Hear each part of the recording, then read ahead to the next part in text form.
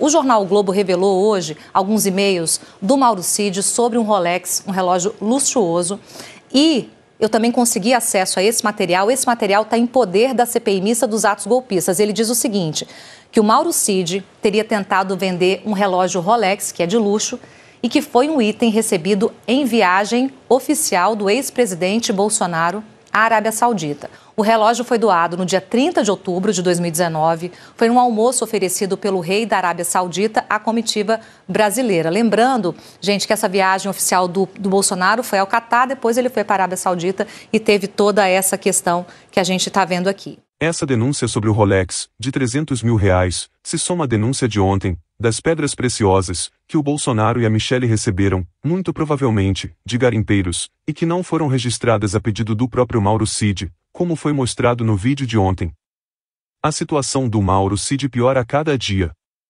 E a do Bolsonaro também. Ontem, 3 de agosto, a revista Veja revelou que investigadores da Polícia Federal dizem já ter elementos para apontar o envolvimento direto do Jair Bolsonaro no plano de golpe encontrado no celular de Mauro Cid, seu ex-ajudante de ordens, que está preso há 3 meses. A Polícia Federal vai concluir alguns dos inquéritos em curso no STF. Ele deve ser indiciado. Enquanto isso, ontem, na posse de Cristiano Zanin no STF, os políticos debocharam do Sérgio Moro, que viu o advogado, do seu maior inimigo, virar ministro do STF, enquanto ele próprio segue para perder seu mandato no Senado. O mundo dá voltas. Olha só, trazendo um outro ingrediente, tinha lá um sujeito oculto, sabe, na posse de Zanin. Aquele que não estava, mas foi assunto nas rodas de conversa. Quem?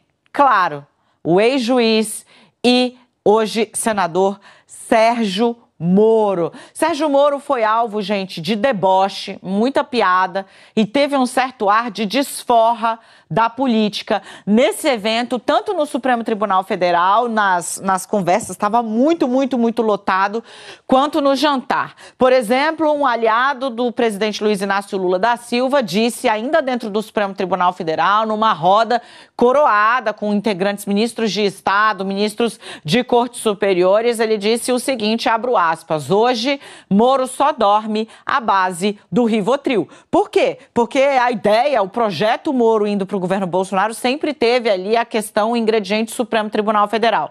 E ele viu o advogado de Lula com quem travou embates na Lava Jato chegando ao Supremo Tribunal Federal.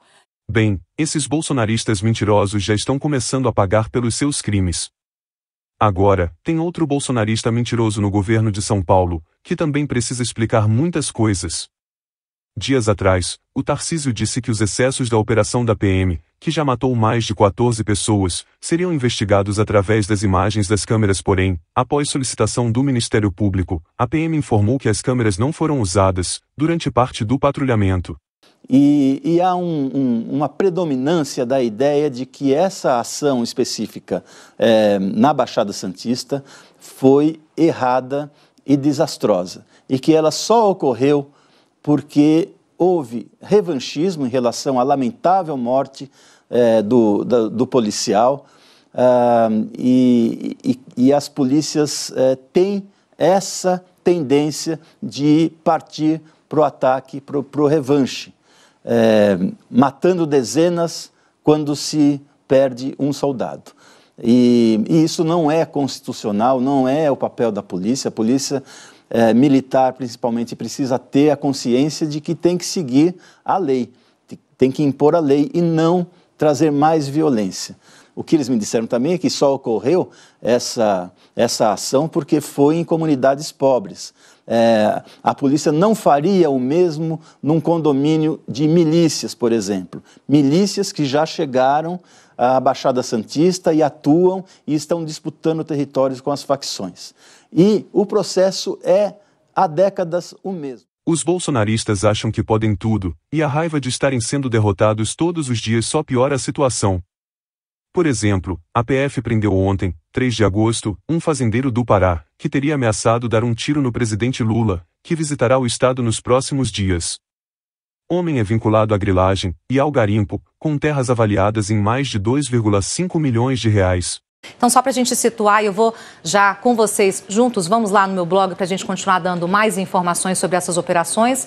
Teve uma ontem com a prisão do fazendeiro, que hoje continua com as buscas na casa dele. E tem essa segunda do vigilante, que eu vou atualizar agora com as informações do meu blog, que é somente de busca. Ele não foi preso, só que ele já prestou depoimento, porque a Polícia Federal chegou lá, segundo as informações que eu tenho, ele estava em casa, né, durante esse mandado de busca e apreensão, que é quando a polícia vai atrás dos arquivos e também de tudo que pode achar e relacionar o que aconteceu com algo que possa ser maior. Por quê? Tem que prevenir. Como o próprio release da Polícia Federal fala, a intenção é prevenir algo mais grave, até mesmo um atentado contra o presidente. Para finalizar, foi revelado ontem que o lucro da Petrobras caiu 24,6% em relação ao trimestre anterior. Bem, isso se deve a 2 fatores. Primeiro, a queda do preço do barril de petróleo no mercado internacional. Segundo, a Petrobras mudou a política de preços, o chamado PPI, que gerava lucros exorbitantes para os acionistas, enquanto a população brasileira pagava preços cada vez maiores na gasolina, diesel e gás de cozinha. Por isso, essa é uma ótima notícia. É claro que se houver oscilação para cima, a Petrobras terá responsabilidade com esses investidores, com a empresa, com a necessidade dos seus reinvestimentos para modernizar a empresa, e os repasses serão feitos. Por isso eu quero tranquilizar os investidores. Mas que foi importante mudar a política de preço, não há como se reconhecer. Havia uma extorsão ao consumidor brasileiro, consequentemente aumentando o custo do Brasil, aumentando o preço do alimento que chega no prato de todos os brasileiros, na política de preço que não permitia a Petrobras fazer volatilidade para baixo quando o preço do barril internacional caía. Nós estamos trabalhando no sentido de diminuirmos a taxa de juros no Brasil. Tivemos a belíssima notícia essa semana que essa queda já começa. Tudo isso, o dólar veio caindo nos últimos meses, o barril de petróleo até então estava caindo, agora que começou a subir. Todo o ambiente está criado para que a economia seja retomada, o clima de otimismo já toma as ruas do Brasil, e eu acredito muito que nós teremos muita prosperidade no segundo semestre. No ano passado, Ciro Gomes avisou que os lucros exorbitantes eram culpa do Bolsonaro. Espero que o governo Lula continue praticando preços adequados ao bolso dos brasileiros. Não estou aqui para passar pano para o Lula. Se os preços explodirem, como aconteceu no governo Bolsonaro, eu estarei aqui reclamando, como sempre fiz. Você, meu irmão caminhoneiro, você, minha irmã dona de casa, você, meu irmão taxista, você, meu irmão motorista de aplicativo ou entregador de aplicativo que usa gasolina, os combustíveis e o querosene de aviação, meu irmão que precisa pagar passagem de avião, que também está subindo. Pois bem, você está subsidiando, ou seja, o seu dinheiro está indo parar para subsidiar as refinarias de petróleo dos Estados Unidos. São os assaltantes, meus irmãos, são os bandidos, e agora querem isso. O que eles estão querendo é fazer a Petrobras ter lucros artificialmente altos para interessar os investidores estrangeiros com quem eles já estão se acertando por trás dos panos. A Petrobras é nossa, o petróleo é nosso e nós queremos o petróleo e a Petrobras de volta para as mãos do povo brasileiro.